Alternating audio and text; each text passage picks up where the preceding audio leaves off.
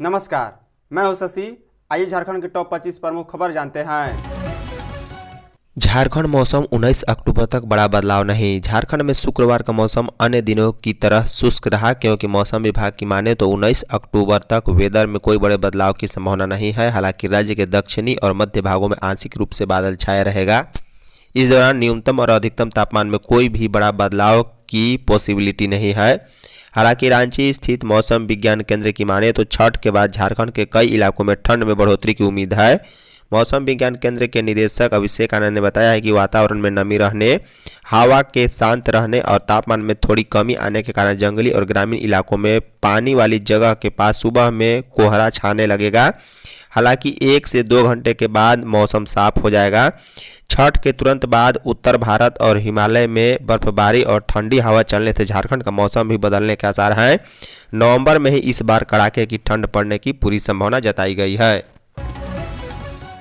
बीत रहित शिक्षा संयुक्त संघर्ष मोर्चा जैक का घेराव करेगा। बीत रहित शिक्षा संयुक्त संघर्ष मोर्चा अपनी मांगों को लेकर झारखंड एकेडमिक काउंसिल जैक का घेराव करेगा। यह निर्णय मोर्चा की बैठक में लिया गया है। जैक का घेराव नवंबर के दूसरे सप्ताह में किया जाएगा। इसकी तिथि की घोषणा बाद में की जाएगी। मोर्चा के रघुनाथ सिंह ने कहा है कि प्रावधान के अनुरूप प्रत्येक 3 माह में जैक बोर्ड की बैठक होनी है। जैक बोर्ड की समय पर बैठक नहीं होने के काम काज प्रभावित हो रहा। जैक द्वारा स्कूल कॉलेज के शासी निकाय का गठन भी समय पर नहीं किया जा रहा। वर्ष 2024-25 में शासी निकाय का गठन नहीं होने के कारण 30 से अधिक स्कूल कॉलेज के अनुदान का प्रस्ताव अस्वीकृत हो गया।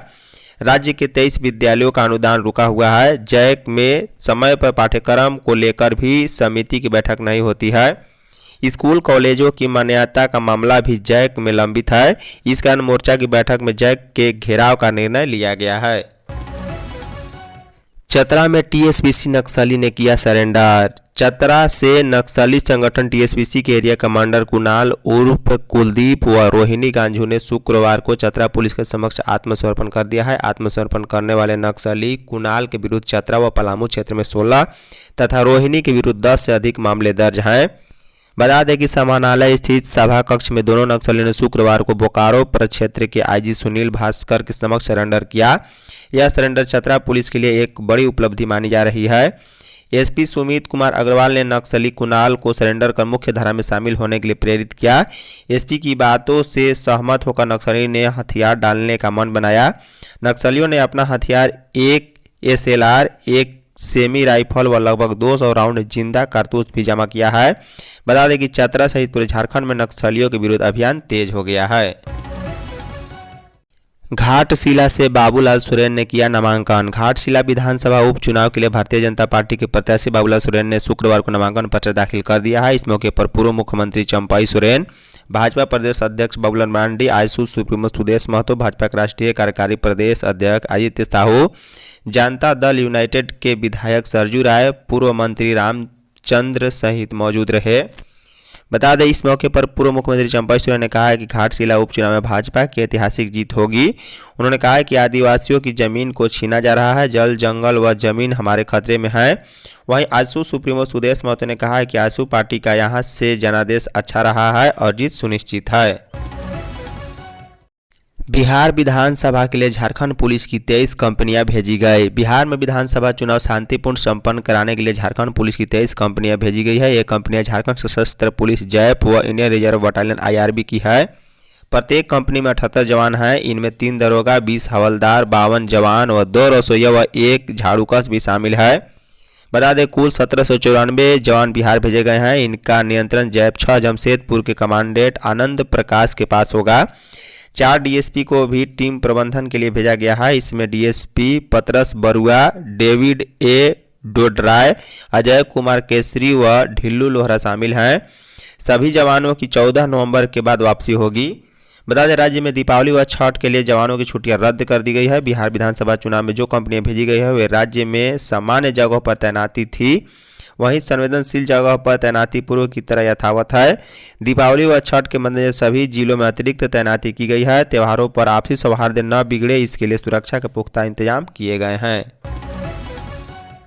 राज्य के पहले टाइगर सफारी प्रोजेक्ट की तैयारी शुरू। मुख्यमंत्री हेमंत सोरेन ने लातेहार जिले में प्रस्तावित टाइगर सफारी प्रोजेक्ट की तैयारियों को गति देने के लिए शुक्रवार को आवासीय कार्यालय में एक महत्वपूर्ण बैठक की। इस दौरान अधिकारियों ने टाइगर सफारी प्रोजेक्ट का विस्तृत प्रेजेंटेशन प्रस्तुत किया है।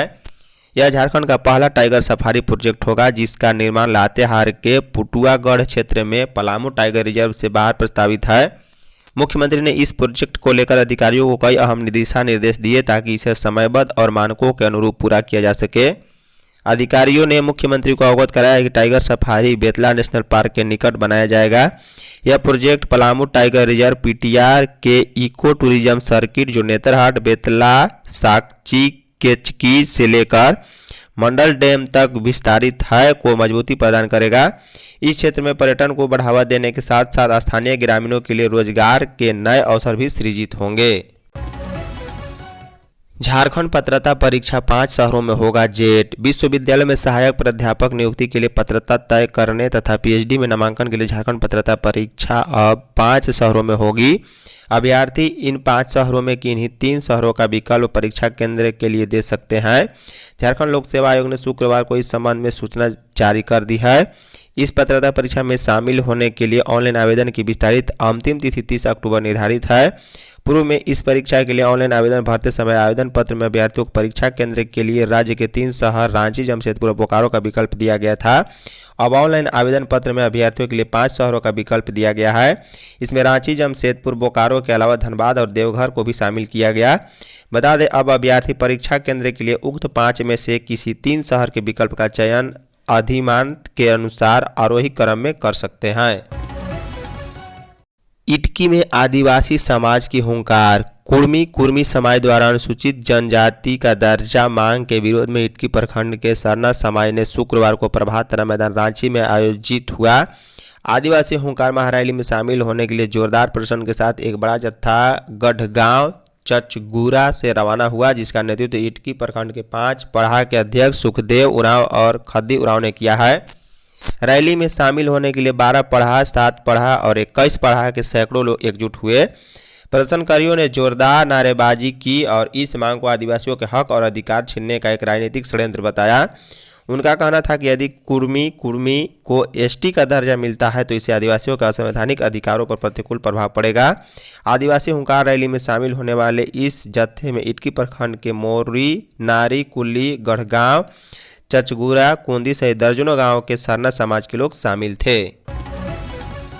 रांची में 20वीं पुलिस ड्यूटी मीट का समापन। रांची के डोरंडा स्थित जयपवन परिसर में चला 13 अक्टूबर से 4 दिवसीय 20वीं झारखंड राज्य पुलिस ड्यूटी मीट 2025 का शुक्रवार को समापन हो गया। समापन समारोह के मौके पर मुख्यमंत्री हेमंत सोरेन ने अपने संबोधन में कहा कि पुलिस किसी भी राज्य की रीढ़ होती है। पुलिस की जिम्मेदारी वर्तमान समय में चुनौतियों से भरा है। राज्य जैसे जैसे विकसित होता जाता है, पुलिस की चुनौतियां भी बढ़ती है। चुनौती के इस दौर में पुलिस को दक्ष होना जरूरी है। उनकी सरकार राज्य के पुलिस महकमे को ज़्यादा से ज़्यादा दक्ष बनाने की जिम्मेदारी को पूरा करने का हर संभव प्रयास कर रही है। मुख्यमंत्री ने सभी प्रतिभागियों व टीमों को बधाई दी। उन्होंने कहा है कि जिन्होंने इस प्रतियोगिता में अपने अपने क्षेत्र में प्रथम, द्वितीय और तृतीय स्थान प्राप्त किया है और जो इन प्रतियोगिताओं में शामिल हुए उन सभी को बधाई। उन्होंने 3 उत्कृष्ट अनुसंधानकर्ताओं को भी बधाई दी है। सरायकेला धरती आबा जन भागीदारी अभियान में नंबर 1। सरायकेला खरसावां जिले ने एक बार फिर राज्य का नाम रोशन किया है। भारत सरकार के जनजातीय कार्य मंत्रालय की ओर से चलाए जा रहे धरती आबा जन भागीदारी अभियान में जिले ने देश भर में उत्कृष्ट प्रदर्शन किया। इस उपलब्धि के लिए शनिवार को नई दिल्ली स्थित विज्ञान भवन में आयोजित राष्ट्रीय सम्मेलन में राष्ट्रपति द्रौपदी मुर्मू ने उपायुक्त नीतीश कुमार सिंह को सम्मानित किया। कार्यक्रम के दौरान जनजातीय कार्य मंत्री जुएल उरांव भी मौजूद रहे। यह सम्मान सरायकेला खरसावां जिले में जनजातीय सशक्तिकरण, समुदाय भागीदारी और नवाचारी प्रशासनिक पहल का परिणाम माना जा रहा है। बता दें कि सरायकेला जिला में धरती आबा जन भागीदारी अभियान के तहत कई नवाचारी कदम उठाए गए।